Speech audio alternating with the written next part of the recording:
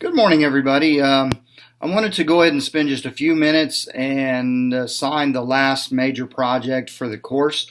It'll be coming pretty close on the heels of the picture book project that you should be working on now, and I wanted to make sure you had enough time to plan and start working on this so that you don't get behind or the dates become kind of stressful because we've got the Thanksgiving holiday coming up, and I don't want anybody to have to take away too much time from friends and family and the season to be working on all of these weird things. But I just want to give you a little heads up so that you can start working on this. Now, this will be what I call the Capstone Essay. And that's just like in any other class, that major essay that you have at the end of the course to kind of demonstrate what you've learned and kind of what you've synthesized and you're going to be taking away with you. So if you're looking at the assignment sheet, just follow along and I'll make sure that you understand everything that I have as far as an expectation for the project. Now, this will be due on the 28th of November at 11:59 p.m. 28 November is in the middle of the week. It's not our usual Sunday night, but I kind of need it there because I have you guys and then I have 7 more classes here at the junior college. So this is the time of the term that my life is pretty miserable, and I'm just trying to map it all out so that you guys get the best possible feedback that I can possibly give you on your work.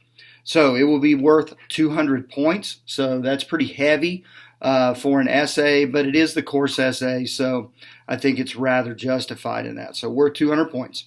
Now, during the term, the student has been given the opportunity to explore more than 30 literary pieces and works, ranging from simple Bible stories, legends, and fairy tales through full-length novels. And you probably didn't even realize that we had looked at that many different pieces.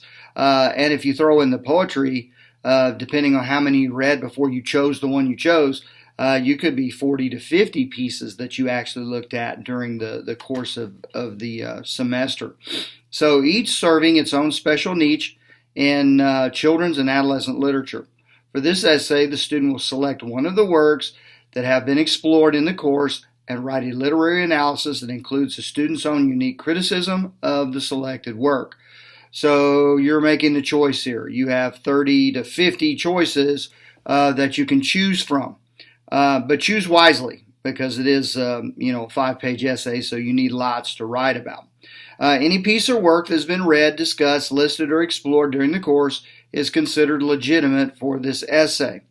Now, I only have one proviso. Now, the proviso, however, is that the student must choose one that they have not turned in as a central focus of a previous assignment. And what that means is if you chose a certain fairy tale to do your fairy tale assignment with, you can't use that piece again. If you had a particular poem that you used for your poetry response and your analysis, can't use that one again. So that still leaves the door wide open for any other piece that you want to use. Now, granted, the discussion board posts, we looked at almost each and every piece. That's an exception. Just because we talked about it in discussion board doesn't mean that you can't use it. So they're all still legitimate, even if you used them in the discussion board. All right, at a minimum, 3 literary elements from the student selection should be discussed. You choose the elements. If you want to talk about characters, you want to talk about motifs, you want to talk about themes. If you're dealing with poetry, you want to talk about assonance or allusion or any of those things. That's entirely up to you. That's kind of the freedom you have here. The writer gets to choose exactly what they're going to write about. So it's entirely up to you. The elements of the literary analysis are at the student's discretion. The student's essay must include critical positions and perspectives that are unique to the student, the elements chosen to discuss, and the work itself. So these are all yours. So when I say I want you to include critical positions or perspectives, what that means is I want you to discuss it from your perspective. Now, while you are doing that, that brings me to the next line, and it's here in bold print. I just finished up with the poetry analysis that you all performed, and the vast majority of them were written in the first person. Now, poetry becomes very personal when we're talking about things, but when we're discussing anything in an academic light, we always want to stay in the third person because it's going to build our formality and it's going to build our credibility. So whenever we are writing anything, if you remember this from 1301 English, we're arguing something, we're trying to persuade somebody, we want to make sure that we don't attach ourselves emotionally and present any kind of a bias or something that just can be kind of waved off as an opinion. So make sure that you write in the third person. Now, the minimum guidelines for the essay has to be a minimum of 5 pages in length, and that doesn't include the works cited page. Some of you, I have noticed, and that's the next line about being formatted in MLA 8. If you're not really sure what to do with that, make sure that you contact me or the Writing Center or the Purdue OWL. There's lots of helps to format your paper in the proper format of Modern Language Association or MLA, and we're in the 8th edition. So some of the last essays that I got were way unorthodox in their formatting.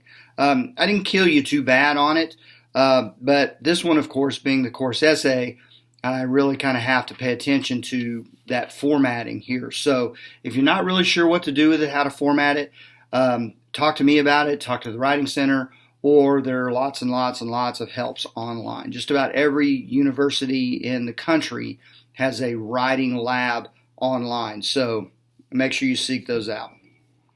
Now, your essay should also include a minimum of 2 outside sources and at least one from the following areas, and it's at least one from one of those databases that we use here at the university. When you go into the databases, you're not typing in the particular story you're looking for keywords. If you're wanting to discuss dreams in fairy tales, then that's what you need to type into the search engine. Don't type in the title of the fairy tale because it's not going to give you much. Okay? So you have to tell the machine what you want to know in order for it to give it back to you. And you also need to use a book or a periodical. So one of those two, and no open web sources, okay? None at all. And my problem with open web sources is not that there aren't some great legitimate open web sources, is the fact that many of the open web sources that you would seek out for this kind of a project, much of the material that's there is plagiarized in the beginning. And some of you may have heard my take on this is that, I went to graduate school with English majors and journalism majors and communication majors, and many of them didn't go out and find the job they were looking for. So they sit home in their PJs all day long and they write copy for these kinds of websites, anywhere from a penny to a nickel a word. So the more words you produce, the more money you make. So you have to understand that system, that they will get these words from wherever they need to get them. And again, they're English majors, so they're very, very good at stringing these words together. So, and they sound legitimate, but most of this work, if you were actually checking it, you would find is not original. So make sure that you stay off the open web. Now, the worker piece itself, that you're working with in particular, I want to make sure that you use examples from the direct text. Now, this is direct quotes, if you will. I call it textual evidence. At least 3 times in the course of your essay to support your claims. Your sources support your argument. The textual evidence supports your claims. So make sure that you use those.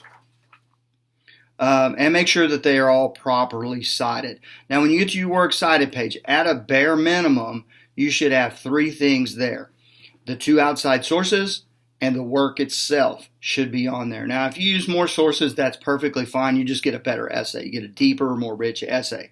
If you use more direct textual evidence, you get a deeper essay. But kind of make sure that it stays proportionate to your thoughts. You never want to weigh up your essay with somebody else's words, because then you defeat the purpose. Then you're just regurgitating what somebody else said. So use as much as you like, but also at the same time keep it minimum so that what you have to say kind of reigns out, because that's what's important. And that's the one thing I find the older I get. I guess I'm becoming kind of vain, but what I think ends up being far more important to me than what anybody else thinks. And I hope that happens for you too. But we do have to, kind of give over sometimes, I guess you will. to those people who are experts in the field. Okay, so use as many as you like, but this will be due again on the 28th of November. I look forward to these because they're really a kind of a measure of the course for me, what you were able to pull out, and if all the little projects and things like that that we accomplished during the course, if they are really kind of blown up here. And that's what I'm really looking for. So also in the future, I will be doing a couple of videos which will be kind of review for the final, so that you'll be absolutely prepared for that also. The way the final will work is I'll open up an assignment for it, and it'll only stay open for a very limited amount of time. So you got to make hay when the sun shines. So make sure you get in there and do that. But that's forthcoming in the future. So good luck with this essay, and I will be talking to you.